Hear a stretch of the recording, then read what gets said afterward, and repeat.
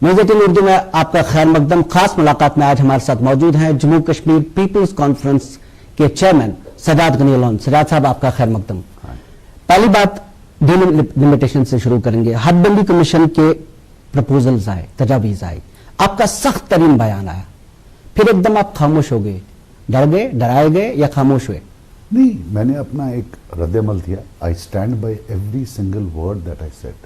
हर लफ्ज जो मैंने बोला, मैं तब भी तायद करता था, आज भी। उस वक्त इमोशन हाई था। मैंने बोला अगर मैं दूसरा बयान देता हूं जैसे इस वक्त दे रहा हूं, तो ह्यूमन नेचर है, इंसान का पारा थोड़ा कम होता है। So that should be my final reaction and that is my final reaction. मुझे बताएं कि उस वक्त आपने कहा कि कोई भी इज्जतदार शख्स ऐसे माहौल में सियासत नहीं कर सकता। आपको अभी भी लग रहा है कि आप सियासत नहीं कर सकते? मुझे लगता है बहुत मुश्किल है, मुझे लगता है बहुत मुश्किल है। देखिए, मैं आपको बता दूं, पार्टी एक अयाल, एक फैमिली की तरह होती है, बच्चे होते हैं, इनको एकदम छोड़ना मुश्किल होता है, लेकिन बहुत मुश्किल होगा किसी भी सियासतदान के लिए यहां सियासत करना जो दिल्ली कर रही है। मुझे कभी कभी ये भी, मैंने जो बोला स्पेक्ट्रम है सेपरेटिज्म का, यहाँ इंडिया है, यहाँ पाकिस्तान है। India does not mean BJP और द इंडियन गवर्नमेंट। तो बीजेपी किस साइड है दो में, ये मुझे अभी तक समझ नहीं आई है कश्मीर में। बिकॉज ये जो कुछ भी कर रहे हैं, एलिनेट हो रहा है कश्मीरी, हद से ज्यादा एलिनेट हो रहा है, बहुत ज्यादा एलिनेट हो रहा है। I don't know, I mean से मुझे ये भी मालूम है कि इसका अंदाजा है कि कश्मीर हिंदुस्तान के सियासी अखाड़े का एक अहम हिस्सा है, लेकिन इस हद तक कि कश्मीरी मुसलमान को पुश टू द वॉल किया जाए, ये मैं आपको, मैंने तब भी बोला, मैं अभी भी बोल रहा हूं कि ये जितने भी कट्टरपंथी लोग हैं पूरे हिंदुस्तान में, मैं उनको चैलेंज करता हूं वो मेरे साथ बहस करें कि कुर्बानी कश्मीरी मुसलमान देता है, हर दिन देता है हिंदुस्तान के लिए, और हिंदुस्तानियत के नारे ब्रवाडो वो वहां हिंदुस्तान की गलियों में कट्टरपंथी लोग देते हैं। And they are disempowering us. Why? कौन है हिंदुस्तान में जो कुर्बानी के तौर पर कंपेयर करेगा अपनी कुर्बानी? वो 27 साल का मेरी कॉन्स्टिट्यूंसी का नौजवान जो इंस्पेक्टर था, जिसको गोली मार दी मिलिटेंट से। Is there sacrifice more than them? Are they more Indian than them? उसने तो अपनी जान दी। Is this the respect they show to his martyrdom कि आपको हम, आपकी जो कॉन्स्टिट्यूंसी होगी वो ज्यादा वोटों पर होगी, जम्मू वाली ज्यादा वोटों पर होगी? जम्मू वाला का हिंदुस्तानियत क्या है? शहीदी चौक जाना, वहां बोलना भारत माता की जय, वो हिंदुस्तानी बन गए। ये मरेगा, जान देगा, फिर भी उसको डिसएम्पावर किया जाएगा, हम तो बोलेंगे। मतलब ये कि आप कहते हैं कि एक अखाड़े के तौर पे, एक वोट बैंक पॉलिटिक्स के तौर पे आज की तारीख में कश्मीर को इस्तेमाल किया जा रहा है, डिसएम्पावर किया जा रहा है। जुल्म की हर हद हमने पार की। देखिए, मार हमने पहले भी देखी। ये लोग तो थे नहीं, यहाँ महबूबा जी है, उमर साहब हैं, ये तो तब बाहर थे, मैं तो यही था। मैंने तो इंटरोगेशन देखा है 90 का। मार तो इससे ज्यादा देखी है पहले, बहुत ज्यादा, पर इतनी डिसएम्पावरमेंट, इतनी वो जो कहते हैं बेरुखी, दिस लेवल ऑफ हेट्रेड नहीं देखा। मार बहुत देखी है, इससे ज्यादा मार देखी है। इनको लगता है ये मारते, इससे ज्यादा मार हमने पहले देखी है। 90, 91, 92, 93, 94 बहुत ज्यादा मार, फिर 96 to 2002 बहुत ज्यादा मार देखी है, लेकिन इतनी डिसएम्पावरमेंट, इतना हेट्रेड पहले देखा है। यू सी, कश्मीरियों को यह भी मालूम होना चाहिए कि डिलिमिटेशन हैज ऑलवेज डिसएम्पावर्ड कश्मीरीज। ये ज्यादा कर रहे हैं, पुराने हाकिम कम करते थे। अभी तक 10 सीटें बढ़ी हैं, सिर्फ 3 वैली को गई हैं, 7 आउटसाइड वैली गई हैं। इट्स अ कंटिन्यूअस प्रोसेस 50 से लेकर आज तक। So Kashmir, unfortunately, as I always repeat, I will say again, कि हमारे जर्नलिस्ट भी कॉन्टेक्स्ट नहीं लाते हैं कि भाई साहब, भाई लोगों, अभी तक 10 थी, 10 में 3 वैली को, 7 जम्मू को, अब 7 आ गई, 1 वैली को, as a proportion almost same हुक्मरान रोज। बट यहाँ कुछ लगता है ज्यादा हेट्रेड सा।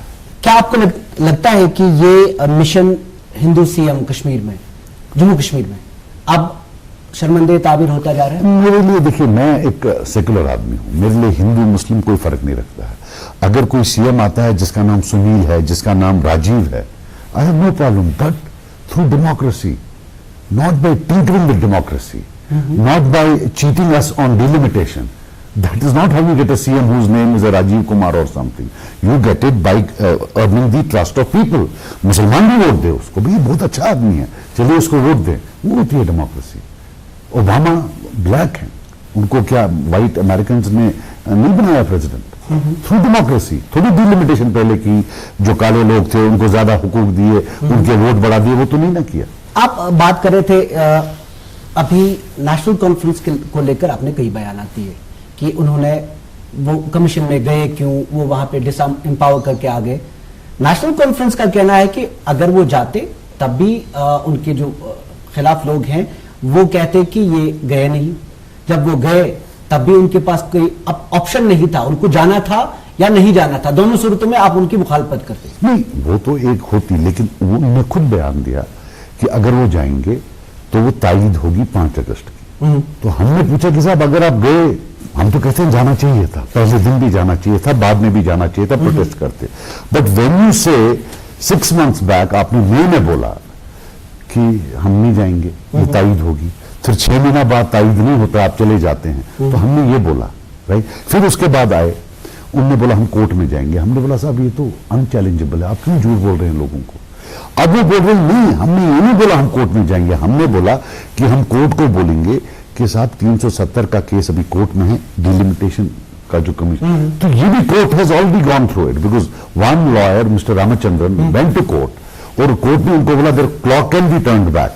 अगर 370 का फैसला फेवर में आया तो ये जो डिलिमिटेशन कमीशन करेगी ये फिर नल एंड वाइट होगा। सो ये भी कोर्ट ने, मकसद मेरा ये है that in this hour of need the last thing we need is our leaders lying to us, me lying to you, you lying to people. Y?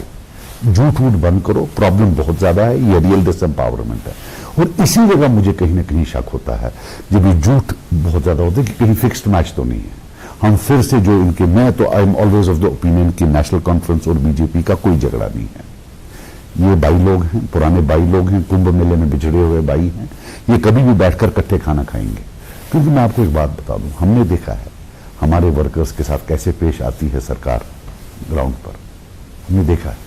वो तो कहते हैं कि आप उनके साथ हैं। देखिए मेरी बात सुनिए, मैं आपको बात बता दूं, मैंने भी देखा काफी प्रोग्राम में, फारूक साहब हमारे सीनियर लीडर हैं, उन्होंने बोला मेरे पर या आप पर उंगली उठाने के लिए एक इंसान को एक मॉरल अथॉरिटी होनी चाहिए, मॉरल कद होना चाहिए, सियासी कद नहीं, moral authority. Moral authority. In Kashmir Gilani साहब हुआ, हालांकि हमारे साथ हमें डिसएग्रीमेंट था, मीरवाइज साहब हैं, अपने यासीन मलिक साहब 15 साल से जेल में, शबीर शाह 35 साल से जेल में, शाह साहब, हम उनके साथ डिसएग्री करते हैं, लेकिन समाज में उनकी एक सोशल सेंटिटी के साथ इन्होंने पावर को डिवोर्स किया हुआ है, सैक्रिफाइस किया, पावर से दूर जेलों में है। अगर वो कोई हम पर उंगली उठाए तो शायद मैं सोच सकता हूं कि यार इन्होंने सैक्रिफाइस, ये फारूक साहब जो इक्तदार की गलाजत में लथपथ है ऊपर से नीचे, हाथ कश्मीरी मुसलमानों के खून से रंगे हुए हैं, मार्क माय वर्ड्स, इनका जितना भी ये कातलानापन है, ये जम्मू के हिंदू को कुछ नहीं कर पाए हैं आज तक, नेवर लगा के दिखाए PSA, no it was only for Kashmiri Muslims. 96 से 2002 10,000 Kashmiri Muslim civilians killed and this person, अच्छा अब छोड़िए, मैंने 1 मिनट बोल दिया, इनको मेरे साथ कंपेयर करें, वो तो छोड़ दीजिए सेपरेटिस्ट, सजाद लोन कौन है भाई, इंट्रागेशन खाया है, मार खाई है, जेल खाया है, बाप ने 10 साल जेल दिए हैं, 1000 से 2000 वर्कर पीएसए में गया है, कितने मरे हैं। आप तो मेरे कद के नहीं, where do you get this plastic face, ये प्लास्टिक कौन सा है, कैसा चेहरा है कि आप उठकर मेरे पर उठाते हो जिन्होंने मारे खाई हैं, जो आपके विक्टिम है, आपकी वर्जिन के विक्टिम है। एक और बात बता दूं, अगर बीजेपी इंटॉलरेंट है, we have to counter it with tolerance. BJP बोलती है जो हमारे साथ नहीं है वो हिंदुस्तानी नहीं, फारूक साहब बोलते हैं जो मेरे साथ नहीं वो बीजेपी है। और कौन सी बीजेपी? जिसके साथ वो खुद थे, जिसके लिए मैं सोच साहब को निकाला, बेटे को फॉरेन मिनिस्टर बनाया, और खुद वाइस प्रेसिडेंट के दावेदार थे। फारूक साहब थे या नहीं? हाँ या ना बोलिए, मैं आपसे पूछ रहा हूं, सवाल पूछ रहा हूं, क्या आप वाइस प्रेसिडेंट नहीं बनना चाहते थे हिंदुस्तान के, इसी बीजेपी के? क्या आपके बेटे इसी बीजेपी के और आप दूसरों पर लगाएंगे? इट्स नॉट, इतना ही नहीं, मैंने उस प्रोग्राम में एक और चीज देखा, फारूक साहब ने बोला if elections are fair we will win, मतलब अगर वो जीतते हैं तो इलेक्शन फेयर है, अगर वो हारते हैं तो इलेक्शन अनफेयर है। बोल कौन रहा है? 1987 का वो इलेक्टोरल डाकू इलेक्शन में ऐसी चोरी की, समझ नहीं आया क्या किया। 1 लाख लोग आज तक मरा है। और देखिए ये हिंदुस्तान की डेमोक्रेसी, कांग्रेस आई, जनता दल आया, बीजेपी आई, लेकिन किसी ने इनको आज तक नहीं पूछा कि अगर मफ 10-15 सीटें ले लेता आपको क्या प्रॉब्लम थी, इतनी चोरी क्यों की कि बंदूक यहां है। जिस दिन कोई हुकूमत जुडिशियल कमीशन लगाएगी और इनसे पूछेगी कि क्यों चोरी की, क्यों आपने ऐसे बर्बादी की, मैं मानूंगा कि इनका और यूनियन गवर्नमेंट का आज की डेट में कोई सीरियस डिफरेंसेस हैं कि that they are coming after them. As on date तो कुछ नहीं है। और ऑलवेज से इनने 30 साल हुकूमत की है, जो केसेस इनके ऊपर हैं, अगर उसका 10% मेरे ऊपर होता तो सजाद में तो जेल में होता, आपके साथ यहां नहीं होता। अब यह है कि हमें रोना नहीं आता है, क्योंकि हमने पिछले 30 साल से 40 साल से देखा है, मार देखी है, जेल देखा है। लाइन में बैठो, वहां मैं जब मदर के साथ जाता था, जाओ उधर, हाँ लाइन में बैठो, फिर ये करो, फिर वो करो। मैं आपको एक बात बता दूं, मैं 8th या 9th में पढ़ता था कि या 11th में कपिल देव आया। कपिल देव मीडियम पेसर था, विकेट पे विकेट, स्विंगर। जब कपिल देव रिटायर हुए, उनकी वही पेस थी, वही स्विंग थी, लेकिन बैट्समैन रीड कर गए थे। तो फारूक साहब को भी समझना चाहिए कि 50 साल के बाद उनके जो एंटिक्स होते हैं, रोना, ये बाकी, अब लोग रीड कर चुके हैं। आपको नहीं लगता कि नेशनल कॉन्फ्रेंस के साथ लोग जाएंगे? मुझे तो कम ही होते जा रहे हैं ना। देखिए ना, कहाँ शेख साहब तब तो कहते थे कि अगर वो पोल को उठाएंगे वो जीत जाएंगे, अब तो वो टाइम नहीं है। आपको क्या परेशानी पड़ी है कि आप रोज अपने आप को यह साबित करने में लगे हैं कि मैं बीजेपी के साथ नहीं हूं? मैं नहीं कर रहा हूं, ये तो आप बोल रहे हो। बयान तो आते हैं, आपके मेरे नहीं आते हैं, एक नेशनल कॉन्फ्रेंस के आते हैं, और अभी आप जवाब देते हैं, और आप हो गए दूसरे, है ना। मैंने इसका जवाब दे दिया कि वो इंटॉलरेंट हैं, उनके साथ जो नहीं है तो वो बीजेपी जी। मैडम उनके साथ है, कल चली जाए, लिख के देता हूं, अभी फट बोल देंगे बीजेपी। अच्छा, अगर वो खुद बैठे जैसे कि बैठे थे, वो एक्सेप्टेबल है। बेसिकली मुझे जो लगता है कि जब महाराजा की हुकूमत थी, तो फिर जब आजादी हुई, तो कहीं ना कहीं किसी ने इनको बोला है उस दिन कि भाई अब नए महाराजा आप हो, तो ये उसी गलतफहमी में है कि हम शायद असली वो पुराने महाराजा हैं। देखिए, I will tell you one thing, I come from a family जिनने जेल देखे हैं। इस वक्त भी जदोजहद कर रहा हूं, लेकिन रोने की आदत इसलिए नहीं है कि मार पिछले 40 साल से खा रहा हूं। इनका थोड़ा कोई इनको आ जाती है, कोई चिट्ठी घर आ जाए गवर्नमेंट से, फिर ये दिखाते हैं, देखो साहब ईडी का चिट्ठी आया है, हमने कुछ नहीं किया है लेकिन ईडी का चिट्ठी आया है। जिस दिन बीजेपी को इनको उठाना होगा 5 सेकंड नहीं लगेंगे, सिर्फ चिट्ठियां आती हैं यहां पॉलिटिकल कैपिटल बढ़ाने के लिए और कुछ नहीं। वरना आपको भी पता, चिदंबरम साहब को अंदर किया, किसको छोड़ा, बट दीज लीट अलग से सिर्फ इनको चिट्ठियां भेजेंगे। It's like a chocolate boy, you know, वो जो गेम खेल रहे हैं आपस में। It's not the reality, I don't have to prove to anybody. आपका कहना है कि बीजेपी इनको पैम्पर कर रही है, इनके खिलाफ नहीं है, आप एक तरह से नहीं कह रहे? 100%। मैं आपको एक बात बता दूं, मेरा मानना है कि कुछ ट्रेडिशनल पॉलिटिशियंस नासूर हैं कश्मीरी मुसलमान के लिए, इनको भी मैं उसमें। अब मैं एक प्रेडिक्शन करने जा रहा हूं, सुनिए, दिल थाम कर सुनिए। अब डिजिटल एज है, अभी मैं आपने मेरे साथ इंटरव्यू किया, शाम को पूरी दुनिया देखेगी सैटेलाइट टीवी, पहले ये नहीं था। जो मैं बात करूंगा उसका इंपैक्ट पूरी जगह पड़ेगा, चाहे मेरा कद बड़ा हो या छोटा। अब हमारे कश्मीरी मुसलमान पॉलिटिशियन नासूर बनेंगे हिंदुस्तान के मुसलमान के। वो कैसे? हाँ, मैं बताऊंगा। ये ऐसे बयान देंगे जिससे जो कट्टरपंथी तबका है हिंदुस्तान में, फिरकवाराना, कॉमनर, वो इकट्ठे हो जाए। पोलराइजेशन के लिए कुछ चाहिए, कोई चिंगारी चाहिए। चिंगारी मिलेगी कश्मीरी से। कश्मीर एक फेवरेट टॉपिक है इंडिया में, रोटी है नहीं, फिर क्यों वोट डाला? जब कश्मीरी को मारा ना 370 लिया, this is a normal thing. उसमें अब आप देखिए, बिहार इलेक्शन से 20 दिन पहले फारूक साहब को चाइना याद आ जाता है, the people are the China. What was that? That was to create a wave of revulsion across India कि यार अगर बीजेपी गई, देखो ये कश्मीरी पॉलिटिशियन फिर वही करेगा। पोलराइजेशन आज यूपी का है, टीवी पर चढ़कर रोना, what nonsense is this? This is just UP election. Going and attending delimitation commission, I link it to UP election. मतलब जब आपने की बात सुनी, मुसलमान लीडर पूरे हिंदुस्तान में क्या मदद नहीं कर रहे हैं बीजेपी की, बीजेपी के खिलाफ बोलकर। मैं नाम नहीं लेना चाहता और आप भी ना ले लीजिए, लेकिन यहां अब हमारे लीडर ये नए नासूर बनेंगे कश्मीरी मुसलमान, ये लिख लें। कि मैं सजाद लोन आज प्रिडिक्शन करता हूं कि हमसे जो हुआ, हम हमारा जो किया वो किया। Because look, I will tell you one thing, आप मेरे पर यू कैन एक्यूज मी कि आगे जाकर सजाद धोखा देगा, ये मिला हुआ है, लेकिन पीछे तो मैंने नहीं किया है ना। अच्छा, ये तो 30 साल से धोखा दे रहे हैं ना। मेरा तो आगे आप प्रिडिक्शन कर रहे हैं, इट कुड बी राइट और रॉन्ग, लेकिन मैं बोल रहा हूं कश्मीर को छोड़िए, the next stage is becoming instruments of polarisation all across India. कोई आपके साथ है आज की डेट में? आप परसों डिलिमिटेशन कमीशन का हुआ, किसी नेशनल पार्टी ने बयान दिया? वाई? बिकॉज टू बी, वहां महबूबा जी भी हैं, ये भी हैं। अब महबूबा जी हैं, वो जम्मू जा रही हैं, why she going, which she will seat? No, anti BJP vote को डिवाइड करना है। वरना क्या करने जा रही है? उसको भी पता वो नहीं जीतेगी वहां। आपको क्या हम बच्चे लगते हैं? हो सकता है ये साथ मिल जाए। कल तो इंडिकेशन दी ओमर अब्दुल्ला ने। कौन कौन? Congress, PDP, national conference. देखो यार, मेरी बात सुनो, मैं भी पीएजीडी में था, मैंने बोला जी प्रॉक्सी कैंडिडेट, मैंने जी सपोर्ट भी किया, तो तब बोला ये गलत बोला। आई हैव वन क्वेश्चन, मैं अनफॉर्चुनेटली इकोनॉमिक्स पढ़ी है, स्टैटिस्टिक्स पढ़ी है। People's Conference, National Conference, PDP ने मिलकर 2019 पार्लियामेंट के इलेक्शन में लगभग 75 to 85% वोट्स लिए। कितने?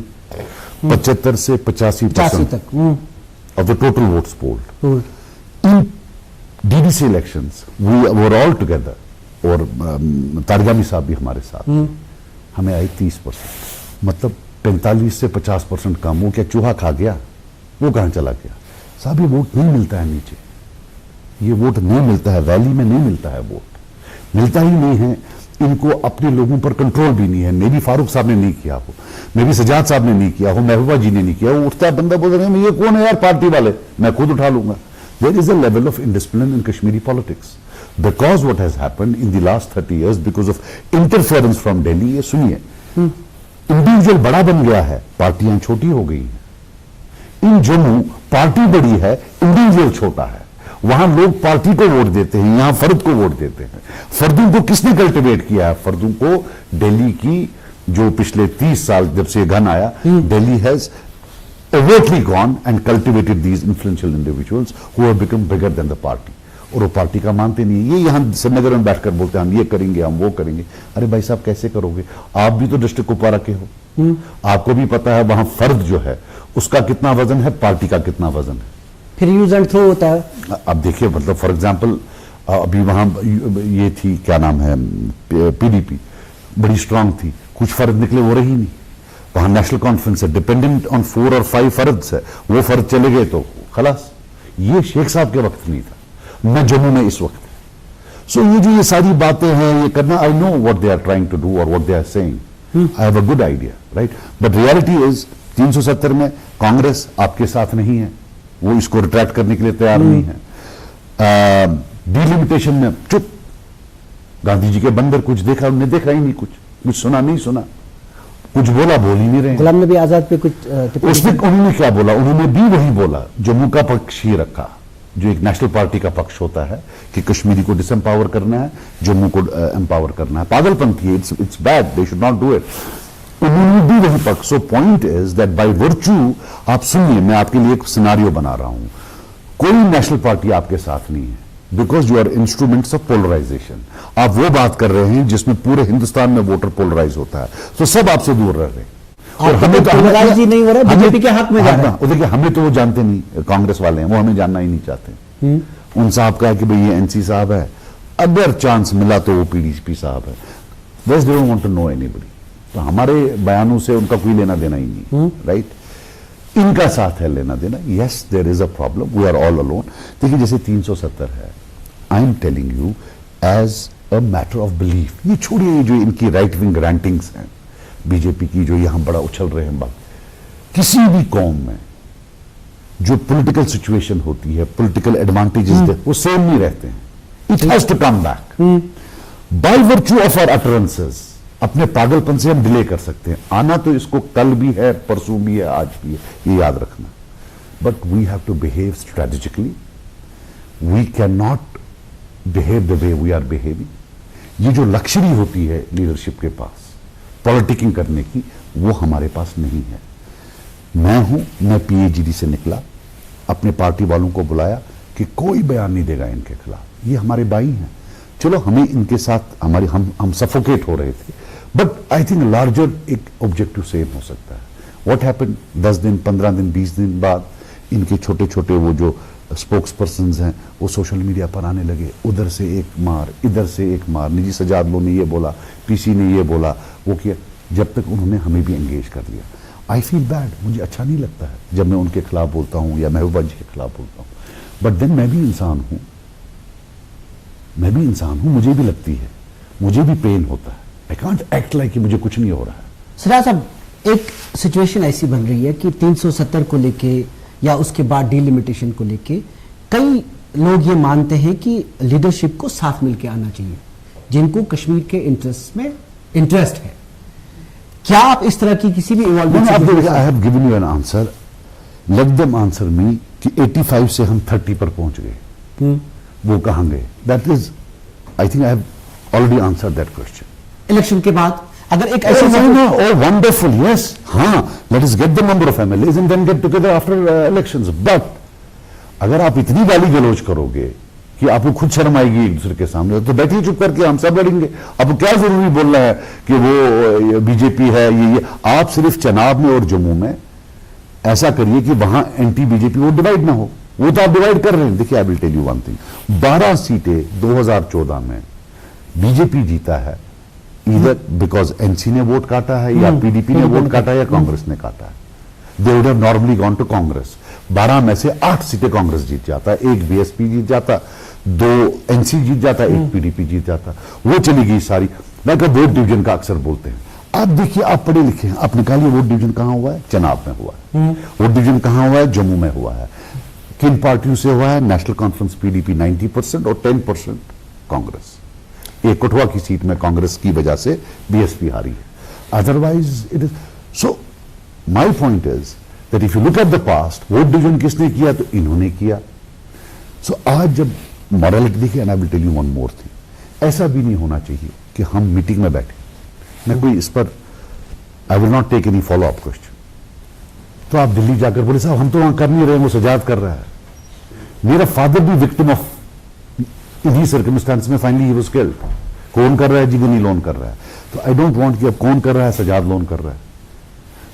आई should have the trust that if I am in a room I won't be reported और that I will not report anybody.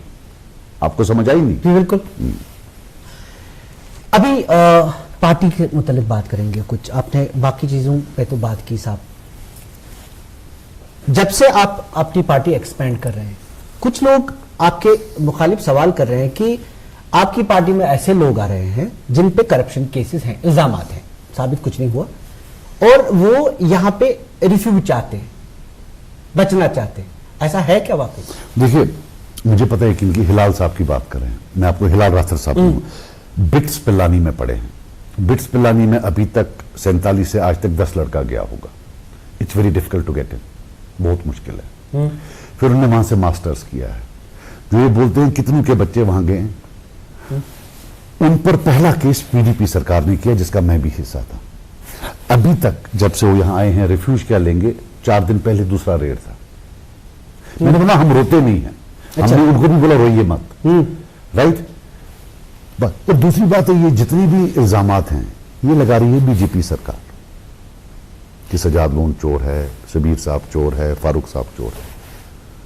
अगर ये इल्जाम सच है तो जो कुछ बीजेपी बोल रही है वो सच है। वाई इज इट कि जब पैसे का मामला आता है, कश्मीरी को लगता है, नॉट कश्मीरी बट इन लोगों को लगता है कि बीजेपी सच बोल रही है।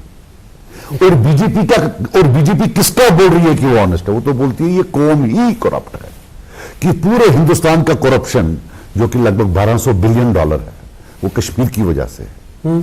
हम तो ये जो स्लैंडर है, ये जो कैरेक्टर असैसिनेशन है कश्मीरी पर, हालांकि मैं तो 3 साल हुकूमत में था, 3 साल में कितनी चोरी करता, हम तो डिफेंड करते हैं, चाहे फारूक साहब हो, चाहे महबूबा जी हो।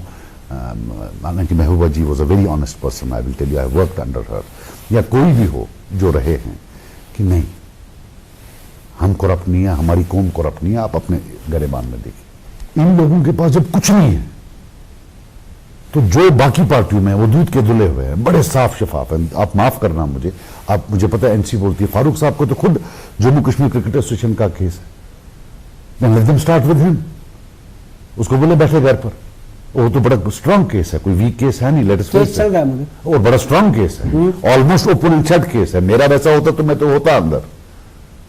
सो डोंट, ये जो आपकी रीजनिंग होती है, सिलेक्टिव रीजनिंग जर्नलिस्ट की, तो जाकर पूछिए ना फारूक साहब से कि आपका केस है, लीजिए आपके 2-3 बंदे आए हैं, उनका जी केस है। सजाद लोन की जात पर कुछ नहीं है, पार्टी की जात पर कुछ नहीं है। सो जो वहां आएंगे वो बड़े जी वो नमाज गुजर लोग होने चाहिए, बाकी जो करे वो करे, that's not the point. Point is हमारे हरीफों का why is People's Conference expanding. Traditional पार्टियों से बाहर एक पार्टी क्यों एक्सपैंड कर रही है? जिस पार्टी पर हमने कदगम लगाया था, जिस पार्टी के खिलाफ हमने 87 में चोरी की, जिस पार्टी के खिलाफ हमने 83 में चोरी की, भगा दिया इसके बाप को, उसने इलेक्शन लड़ना ही छोड़ दिया, सेपरेटिज्म में भाग गया, ये पार्टी जिंदा कैसे हो गई? ये पूछिए आप। ये उनका असल प्रॉब्लम है कि अगर हमने चोरी, क्योंकि you have to understand that election rigging को इस्तेमाल किया गया काफी सियासतदानों को मेन स्ट्रीम पॉलिटिक्स से भगाने के लिए। क्या जमात इस्लामी नहीं लड़ती थी? लड़ा है। जो अवामी एक्शन कमेटी वाले थे वो सपोर्ट करते थे ओपनली, उन्हें रशीद काबली साहब को सपोर्ट, पीपल्स कॉन्फ्रेंस लड़ती थी। ये जो पहला बैंड ऑफ मिलिटेंट्स था, सैयद यूसुफ शाह साहब थे, वो क्या नहीं लड़ते थे? फिर वो बन गए सलाहुद्दीन, 2 बेटे उनके हैं बेचारे एनआईए में, खुद वो वहां हैं। जवाब दे नेशनल कॉन्फ्रेंस। उनके लिए बोलते नहीं है। आपने अपनी बात एक उठाई तो मैं पूछना चाहूंगा, यूथ, आपके साथ काफी यूथ है, यूथ आजकल बहुत मुश्किल में है, एम्प्लॉइज मुश्किल में है। किसी को बोला जाता है कि आपको निकाला जाएगा 22 साल के बाद। सफोकेशन एक तरह से है, यूथ में सफोकेशन है, यूथ के इश्यूज हैं, ड्रग अब्यूज। हमारी जो ट्रेडिशनल पार्टीज हैं, आप भी उनमें शामिल है, आपकी भी बड़ी पार्टी है, आपको कोई मैकेनिज्म नहीं है इन चीजों को डील करने का? Look, I am not the only one. मैंने बयान दिया था आज से कुछ दिन पहले, महीना पहले, क्योंकि फारूक साहब का बयान आया था सैक्रिफाइसेस के लिए तैयार हो, तो मैंने बोला था सैक्रिफाइसेस नहीं, हमने कोई झगड़ा नहीं लेना है, हम झगड़े कौम को सामने मत रखो, क्योंकि आगे जो आपके साथ जिसके साथ झगड़ा वो बड़ा जालिम भी है और पावरफुल भी है। देखो, आपको एक चीज समझना है कि जब मैंने वो बयान दिया, somebody told me, फोन करके, ये आपने क्या किया? तो इंसिडेंटली उसके बच्चे का प्रॉब्लम पड़ गया 10 दिन बाद, तो उन्होंने मुझे फोन किया, देखिए साहब ऐसा हो। मैंने आप तो बोलते सैक्रिफाइस देना है, अल्लाह का ये कानून है, उन्होंने स्टार्ट आपके बच्चे से किया, बोले बाकी के बच्चों से क्यों नहीं? मैंने this is the point what I was trying to make, you are understanding now because your child is there now. You see, I really think, मुझे जो लग रहा है, कॉन्फ्रंटेशन इतना भी करें टू एन एक्सटेंट कि हम अपने इन बच्चों को बचा सकें, मैं बहुत परेशान हूं। मैंने बोला disempowerment, taking the clock back to Maharaja's time, ये एक रियलिटी है। ये पढ़ा लिखा कश्मीरी जिसको हम शान समझते थे, ये डॉक्टर कश्मीरी, ये इंजीनियर कश्मीरी, ये आर्टिकुलेट कश्मीरी, कहीं ना कहीं किसी की आंख में खड़कता है बाहर। So we'll have to do what it takes to ensure कि हमारा बच्चा फिर स्टोन एज में वापस ना चला। कैसे? आपसे पूछेंगे, आप कैसे करेंगे? यार देखो, अगर मेरे तक होता तो मैं तो रोक सकता हूं, राइट, लेकिन मैं अकेला नहीं हूं। सो मैं अभी कुछ नहीं कर सकता जब तक हमारी कहीं इमरजेंस ना हो जाए ऑफिशियली, चाहे इलेक्शन के बाद, या मैं अभी कुछ नहीं कर सकता। मैं एक चीज बोलूंगा, यहां से फारूक साहब बयान देंगे, यहां से आप बयान दोगे, यहां से कोई दूसरे साहब, इकबाल साहब बयान देंगे, कोई फयाज साहब बयान दे देंगे। So I will not be able, because this is, ये एक जंग है परसेप्शंस का। उस जंग में हम हार रहे हैं, टोटली हार रहे हैं। हम अपने आप को कैनन फॉडर बना रहे हैं एक पार्टी के जीतने के लिए, by virtue of our utterances. ये डिजिटल वर्ल्ड है, we are failing because we are don't understand there is a digital world, कि जो हम बात कर रहे हैं ये हिंदुस्तान के कोने कोने में पहुंचेगी, और हिंदुस्तान में कोने कोने में पहुंचने के बाद एक इलेक्शन इशू बन जाएगी। There is an incentive across India कि जितना ज्यादा कश्मीरी को मारोगे उतने ज्यादा वोट मिलेंगे। एज लीडर मेरा कि साहब प्लीज, हमें मारने से कुछ नहीं मिलेगा, आप अपने इश्यूज देखिए, हमारा कोई झगड़ा ही नहीं है आपके साथ। जो बाकी डिस्कोर्स आ रहा है वो करो क्या करोगे, इनको तो कोई नहीं करता ना, जो बड़े लीडर इनको तो कोई कुछ कर ही नहीं रहा है। एनआईए वाला आ रहा है वो तो गरीब के पास जा रहा है, एसीबी वाला आ रहा है वो तो चपरासी के पास आ रहा है। गुलमार कह रहे थे, गुलमार हो गया आएंगे। तो मैं आपको बात बताऊं, मैं जेल में था, मैंने आपको अभी बता रहा, मैं जेल में था, तो हम बातें करते रहते थे। तो हमारे एक साथी हैं यासिर, तो उसको अपने गांव की बात बता रहे थे, बोलते कि वहां बहुत सारे मोहल्ले हैं, एक मोहल्ला वहां रोज झगड़ा होता है। मैंने कहा अच्छा, तो बोला झगड़े में होता है, एक को मार पड़ती है, एक मार देता है, जिसको ये मार पड़ती है इसको गुस्सा होता है, ये करते मैं किस, तो वहां बोला एक गुला एक आदमी है, गरीब सा आदमी है, ये जाके गुल्ले को 4-5 थप्पड़ मारता है, अपना वो बुखार निकाल, इसलिए उसका नाम गुलमार रहा।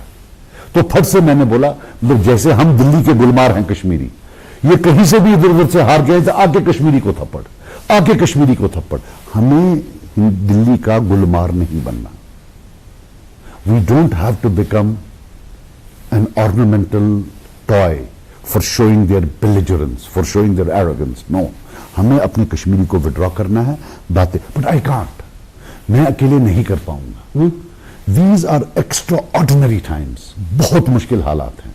देखिए जो हिंदुस्तानी मुसलमान है वो तो बच गया, उसने अपने आप को बचा लिया, क्योंकि बियॉन्ड अ सर्टेन लेवल ये भी रुक गए। वोट पॉलिटिक्स है, बाकी चीजें, वो बच गया या बचने की प्रोसेस में है। लेकिन हम जो हैं हम फंसे पड़े हैं, बिकॉज कहीं ना कहीं सजाद लोन में गलती है, कहीं ना कहीं मेरे साथ जो ब्रदर लीडर है उसमें गलती है, हमारी लीडरशिप में गलती है, हम अपनी कौम को इससे बाहर नहीं निकाल पा रहे हैं, ये एक रियलिटी है। And I will tell you one more thing, जो ब्रवाडो से काम लेगा, जो इमोशन से काम लेगा, वो इस कश्मीरी कौम जो है इसका सबसे बड़ा दुश्मन है आज की। We have to think strategically कि ये जो सैलाब आया है, सैलाब में गंदा पानी ऊपर आता है, जब सैलाब खत्म होता है साफ पानी फिर आता है। गंदे पानी में अभी लड़ लड़ के पानी अंदर चला जाएगा, बंदा मर जाएगा। Why do it? That's what I want to say, कि जैसे ये बयान देते हैं, मैडम स्पेशली बड़े तीखे बयान देती है, at whose cost? At the cost of this Kashmiri, at the cost of delimitation, at the cost of the Kashmiri employ. Farooq साहब हैं, ठा ठा ठा ठा ठा फायरिंग करते हैं, एट हुज कॉस्ट? इनको तो कुछ कर ही नहीं रहे हैं, मुझको भी कुछ नहीं कर रहे हैं, कर तो गरीब कश्मीरी को है। चलो भाई एनआईए साहब, सीबीआई साहब, चलिए पकड़िए इनको। They have to understand that whatever we say, मार यहां पड़ रही है। पॉइंट इज, जिस दिन मेरे बच्चे को मार पड़ेगी, रियलिटी ये मैं चुप करके बैठूंगा। अभी हमसाया के बच्चे को पड़ रही है। So leadership has to understand that हमसाया का बच्चा भी मेरा बच्चा है। मैं कोई मॉरलिटी नहीं बोल रहा हूं, मैं सर्वाइवल इंस्टिंक्ट बोल रहा हूं। ये मैं कोई, I am not trying to be some statesman में जो ये बातें बोल रहा हूं कि हमसाया की, ये रियलिटी है। जब अपने बच्चे को मार पड़ती है तो बंदा थरथरा जाता है, दिस इज ए रियलिटी। जैसे मेरे पास आते हैं बहुत सारे अपने वर्कर आते हैं, कभी हम बात करते हैं, सो आई टेल देम यार ब्रवाडो मत बोलो, this is big problem with us. हम कश्मीरी बड़ा प्रॉब्लम है। कुर्बानी में जैसे फारूक साहब बोलते हैं कुर्बानी दो, अरे भाई साहब कुर्बानी तो 30 साल से कश्मीरी दे रहा है और ले आप रहे हो। देखिए जब ईद होती है ना, ईद का बकरा आता है, बकरा कुर्बान होता है, कसाई मारता है। इसी तरीके से 96 से 2002 में 10,000 कुर्बानियां हुई हमारी, 10,000 लोग मर गए। जबा करने वाला कौन था? फारूक साहब था। अब वो कुर्बानी मांग रहा है। किसकी कुर्बानी मांग रहा है? कश्मीरी। कौन कश्मीरी? गरीब का बेटा।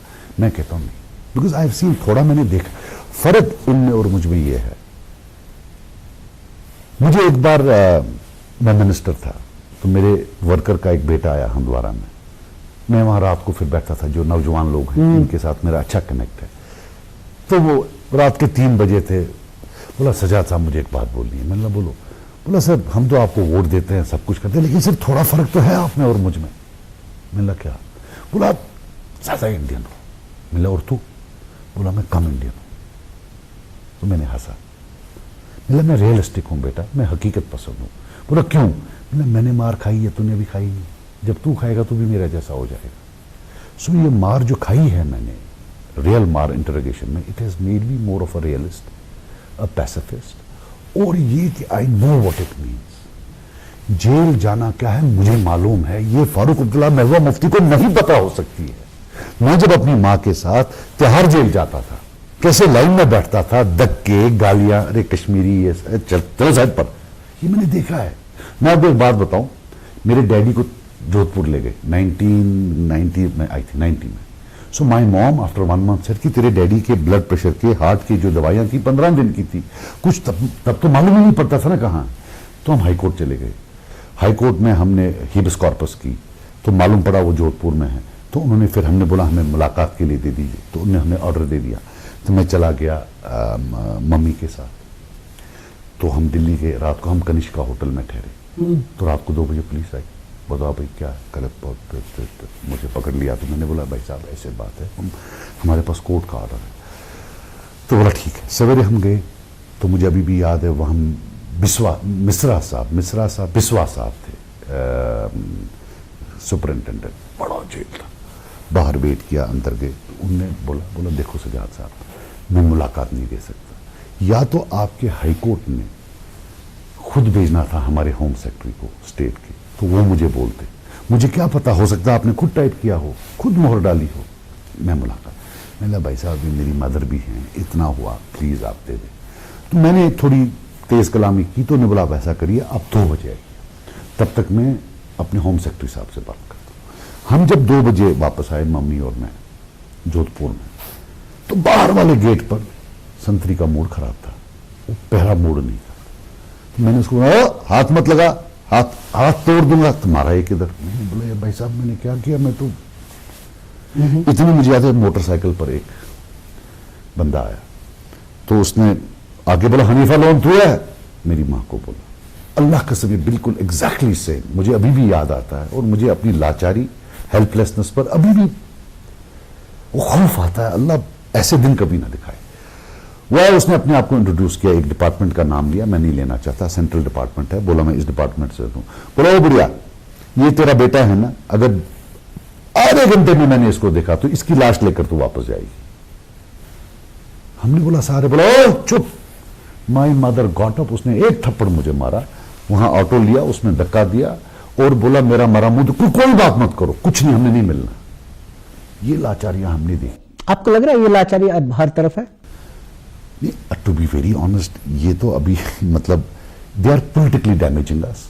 मार पहले ज्यादा पड़ती थी, ये मुलाकात नहीं देने पहले ज्यादा था, अभी उस लेवल पर नहीं आए हैं, तो लेकिन पोलिटिकली डैमेज ज्यादा कर रहे हैं। तब फिजिकल डैमेज ज्यादा होता था, राइट? अभी जो है ये, so my point is something else. As a political leader I have seen all this, इन्होंने नहीं देखा। जब मैं ये, मेरे साथ ये हो रहा था, फारूक साहब लंदन में थे, मैं वो जी दिल्ली में थी, ये तो बैंक में काम करती थी, फादर इनके होम मिनिस्टर थे, मुफ्ती साहब होम मिनिस्टर थे, और ये थी हमारी हालत। और वो जो थे उमर साहब, शायद वो कहीं पता नहीं कहाँ थे, तब बॉलीवुड में कहीं होते। तो पॉइंट ये है कि आई have seen it all, I know what helplessness is, they don't, it's a reality. और फिर फारूक साहब जब ऐसे करते हैं, मैं किसी के साथ भी बैठूं, मैं फिर भी दुला हुआ साफ हूं। जब कौम उठी, जब मार खाई, आप दिल्ली में थे, आप जिनीवा में थे, बोल रहे थे वहां तो कोई मारता ही नहीं है। What happened to me, Farooq साहब is denying that in Geneva, कि तुम्हें कुछ हो ही नहीं रहा है वहां। जो मेरे और मेरी मां के साथ हुआ, या मेरा बाप अंदर था, फजूल में बंद था, उसको डिनाई कर रहे थे फारूक साहब जिनीवा में कि ह्यूमन राइट वायलेशन है ही नहीं कश्मीर में। सो ये आकर मेरे पर जब उठाते तो मैं ऐसे देखता रहता हूं, या मेरे अल्लाह, I don't want to name them, लेकिन कितने बच्चों के बाप होंगे जिनको फारूक साहब या उमर साहब में कातिल दिखता होगा, आप मुझे बता। मगर एक भी कश्मीरी नहीं होगा जिसको मुझ में कातिल नजर आता होगा। मर जाऊंगा लेकिन इन हाथों से कश्मीरी कभी नहीं मरेगा, ये याद रखना। लेकिन मुखालफिन कहते हैं ये सेपरेटिस्ट था। अब अरे यार, मुखालफिन कुछ भी कहीं, मैं कातिल नहीं हूं, पीरियड। सेपरेटिस्ट का मेरा अपना झगड़ा है, यही था वहां भी कि साहब रियलिस्टिक बनो, मरवाओ मत कौम को। मर गए ना, अब सब ले गए ना, क्या रखा? निकले थे आजादी के लिए, अब क्या है? अब तो कुछ नहीं है, स्टेट भी ले गए, डिसएम्पावर भी कर दिया, अब क्या चाहिए? अब तो कुछ बचा ही नहीं। Point is, don't penalise people for speaking the truth. Problem है कि आप मीडिया, हमारे खुद लोग, लीडरशिप, ये एक माहौल बना रहे हैं, जो झूठ बोलेगा उसके पीछे दौड़ते हैं। यार नहीं मारो, don't kill the messenger, don't shoot the messenger. अगर कोई बोल रहा है, मेरी सच बोल रहा होगा। बाकी देखिए, मैं आपको एक बात बताऊं, पर्सनली मुझे पावर नहीं करती अट्रैक्ट। कर दे एक चीज, फारूक साहब और उमर साहब बोल दें कि अगले 10 साल वो नहीं आएंगे पावर में, आप भी छोड़ेंगे? छोड़े, हम सपोर्ट करेंगे। कोई एक आम आदमी को उठा दें, हम सपोर्ट करेंगे। मैं सवाल टच नहीं करूंगा। बता दे बयान, दे मैडम भी बयान कि उनके या उनके घर से कोई नहीं आएगा। I promise, I am saying it here, I will support जो बोले वो। अपस्पा पे पूछना चाहूंगा आखिर में। अपस्पा पे हाल ही में एक कंट्रोवर्सी हुई, हालांकि कश्मीर को लेकर नहीं हुई। आज भी लेफ्टिनेंट गवर्नर ने कहा कि ये कश्मीर से, जम्मू कश्मीर से हटेगा नहीं। क्या कहेंगे आप? मैं क्या कह सकता हूं, कुछ नहीं कह सकता हूं। ये मालिक लोग हैं, हम क्या कह सकते हैं। You see, it is about the prestige of Indian democracy in the whole world, that a place called JNK, जिसको मोहब्बत से ये लोगों को नहीं अपना पा रहे हैं, वहां बंदूक का इस्तेमाल कर रहे हैं। ये तो शर्म है। अब LG साहब ने बोला, LG साहब मालिक है, ज्यादा बोलूंगा तो शाम को अंदर कर देंगे, बेटर है चुप करके बैठ जाऊं। और क्या कह सकता हूं। वो भी अफसा के ही एक इंस्ट्रूमेंट है ना, वो तो उसे परे नहीं है। लोग एक्सपेक्ट कर रहे थे कि आज के इन हालात में जब डिलिमिटेशन का भी आया कि यहां के लीडर एक साथ होकर- LG साहब फारूक साहब के बड़े दोस्त हैं, आपस में इनकी बड़ी बनती है। कई लोगों की बनती है LG साहब के साथ, वो यहाँ के मुंतजिम है। एक बात ये चल रही है कि आप कहते हैं कि मैं अपने वर्कर को आगे नहीं करूंगा, मैं यहाँ के लोगों को आगे नहीं करूंगा। उमर अब्दुल्ला कहते हैं कि मुझे सड़कों पे आने की पॉलिटिक्स में नहीं करता हूं। ठीक, फारूक अब्दुल्ला ने कहा कि चलें जी, हमें फार्मर्स के तर्ज पे, किसानों के तर्ज पे एक कुर्बानी देनी होगी। आप क्यों लोग, आप लीडर लोग आइए सड़कों पे, इन चीजों को लेके जाइए, जंतर मंतर पे जाइए। पर फिर क्या होगा, फिर क्या होगा? ओ भाई साहब, what is happening in Delhi today is 47 से आज तक हुआ नहीं है। ये कोरोना से कम नहीं है। पॉलिटिकली बोल रहा हूं, कुछ नहीं होगा। फोटो उठेगा, फिर आप आओगे, आप ड्रामा कर रहे थे, और कुछ नहीं होगा। हम जो कर रहे हैं, we will have to try. देखो, सबसे बड़ी बात यह है, मैं अभी भी बोलता हूं, let us temperate moderate our utterances. Even मैं जो बोल रहा हूं, अपने कद से ज्यादा इसलिए बोल रहा हूं क्योंकि मेरे मुखालफिन से ज्यादा बोल रहे हैं, वरना मुझे इतना भी नहीं बोलना चाहिए जितना मैं बोला हूं। और कश्मीरी को मार पड़ेगी, इज रियलिटी। लेकिन मजबूर हूं, बोलना पड़ता है। नहीं बोलूंगा तो मारा जाऊंगा पॉलिटिकली। अदरवाइज जितना मैंने इस इंटरव्यू में बोला, मेरे कद से भी बड़ा है और मेरी कौम के लिए गलत है। बिकॉज पड़ेगी मार उनको, मुझे नहीं पड़ेगी। If we just temperate our utterances, अगर हम यहां जिंगोइज्म ना करें विद इन कश्मीर, आसमान और जमीन का फर्क आएगा। मैं जंतर मंतर जाने की जरूरत नहीं पड़ेगी। ये एक रियलिटी है। शुक्रिया।